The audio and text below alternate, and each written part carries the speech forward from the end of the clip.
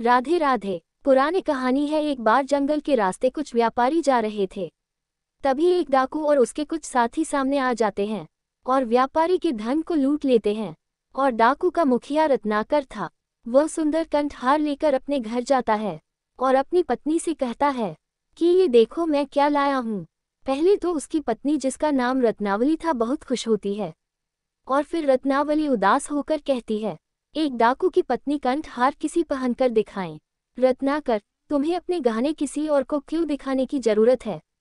रत्नावली, गहने वस्त्र नहीं जिसे पहनकर लज्जा छुपी जाए, सर्दी गर्मी से बचा जा सके, या तो होते ही है दिखाने के लिए। रत्नाकर, तो मैं क्या करूं? रत्नावली, क्या किसी ऐसी जगह नहीं जा सकते जहां हमें कोई जानता ना हो? रत्नाकर, कहाँ? एक विद्रोही जिसने अपने राज्य और राजा से विद्रोह किया है, एक डाकू जिनके आतंक से सारा इलाका थर थर कांपता है। ऐसे आदमी का सर छुपाने के लिए कहाँ जगह मिलेगी? या समाज निगम है, या अपराधी को याद रखना है और अपराध को भूल जाता है। इसीलिए अपराध है जो रुकता नहीं है। मैं डाकू नहीं था, मैं एक सैनिक था। डाकू बनाया किसने? नहीं नहीं रत्नावली, मेरे हृदय में इस समाज के लिए कोई दया नहीं है, क्योंकि इस समाज के हृदय में किसी और के लिए कोई क्षमता नहीं है। और अगर अभी भी यह कंठहार तुम्हें गले का फंस लगता है तो इसे चूल्हे में फेंक दो। ये कहकर रत्नाकर फिर जंगल की ओर चल गया। और दूसरी ओर राजा ने अपने नगर में डाई पिटवा दी कि कोई अंधेरे होने पर जंगल ना जाए, क्योंकि वहां डाकू रत्नाकर जंगल में छुपा कर बैठा है और सभी नगरवासी को शाम को लूट लेता है। और नगर वालों ने जंगल की ओर जाना बंद कर दिया। शाम होने के बाद जंगल की ओर कोई दिखाई नहीं देता था।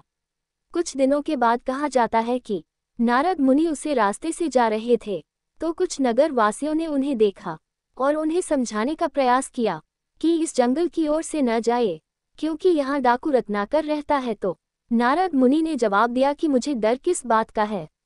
मेरे पास तो धन नहीं है, तो डाकू रत्नाकर मुझे क्या लूटेगा? मेरी जान ये तो प्रभु की अमानत है, जब चाहे ले ले। इसके बाद वह जंगल की ओर चल देते हैं। जंगल में कुछ दूर जाने के बाद वह देखते हैं कि रत्नाकर डाकू और उसके कुछ साथी सामने आ खड़े होते हैं। और फिर रत्नाकर कहता है, नारद, क्या तुम्हें मुझसे भय नहीं लगता? मैं डाकू रत्नाकर हूँ। नारद मुनि, मैं नारद हूँ, तुम्हारा अतिथि, और मैं निर्भय हूँ। रत्नाकर, क्या मतलब है तुम्हारा? नारद मुनि, ना मुझे पाप का भार है, ना असफलता का, ना कल का, ना कलंक का, और कोई भय है जो तुम जानते हो। रत्नाकर, क्या तुम निर्भय हो? रत्नाकर, हाँ मैं निर्भय हूँ, मुझे ना पाप का भय है, ना असफलता का, ना कल का, ना कलंक का। नारद मुनि, तो फिर यहाँ जंगल में क्यों छुपकर क्या रहता है? क्या राजा से डरते हो? रत्नाकर, नहीं। नारद मुनि, प्रजा से डरते हो? रत्नाकर, नहीं। नारद मुनि, पाप से डरते हो? रत्नाकर, नहीं। नरद मुनि, तो फिर यहाँ छिपकर क्यों रहते हो? रत्नाकर, कुछ सोचते हुए। नरद मुनि, उत्तर मैं देता हूँ। पाप करते हो, पाप से डरते हो?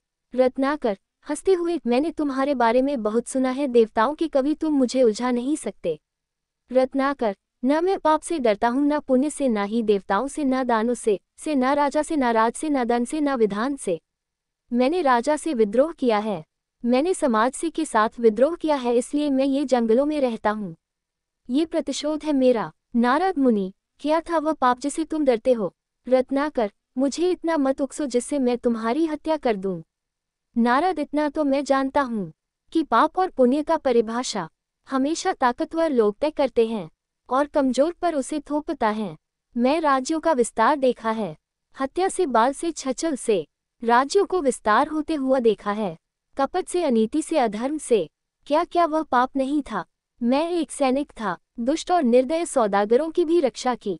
वह पाप नहीं था? युद्ध में हारे हुए लोगों की स्त्रियों के साथ पशुओं जैसा व्यवहार करने वाले सैनिकों की हत्या क्या किया? मैं पापी हो गया, रोते हुए राजा और सेनापतियों के अपराधी हो गया मैं, क्या वह पाप नहीं था? नारद मुनि, दूसरे का पाप अपने पाप को सही नहीं ठहरा सकता।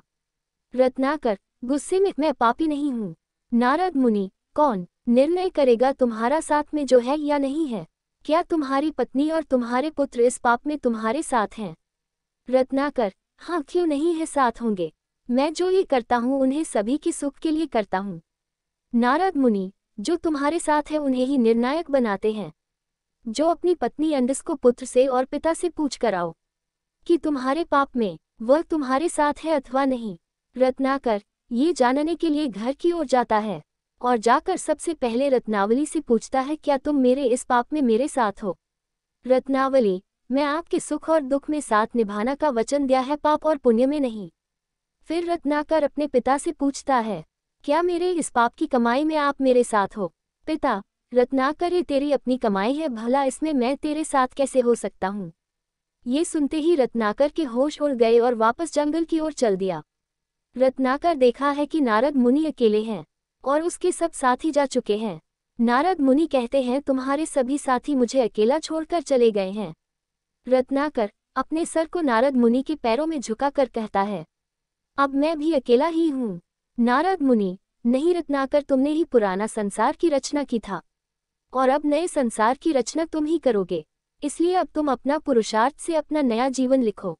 राम राम राम के सहारे तुम्हारा पद शुभ, यह बात कर नारद मुनि वहां से चले गए।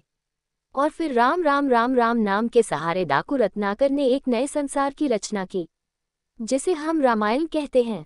कहा जाता है कि पहले का डाकू रत्नाकर ही आगे चलकर महाकवि वाल्मीकि बना। रामायण जैसे महाकाव्य की रचना की और महाभारत में भी महर्षि वाल्मीकि का उल्लेख मिलता है। कहा जाता है कि जब पांडवों ने युद्ध जीत लिया, उसके बाद एक यज्ञ करने का निश्चय किया, जिसमें मुख्य पुरोहित महर्षि वाल्मीकि को बुलाया गया और उन्होंने आकर शंखनाद किया और उनको बुलाने के लिए द्रौपदी और स्वयं भगवान श्री कृष्ण गए थे। इससे हमें यहाँ सीखने को मिलता है, सब साथ छोड़ दे तो राम नाम का साथ ले लेना चाहिए और फिर राम के सहारे आपका जीवन पर हो जाता है। Radhe Radhe. @Kumar Balmiki Das. Radhe Radhe. Please subscribe Kumar Balmiki Das, YouTube, Facebook, Instagram.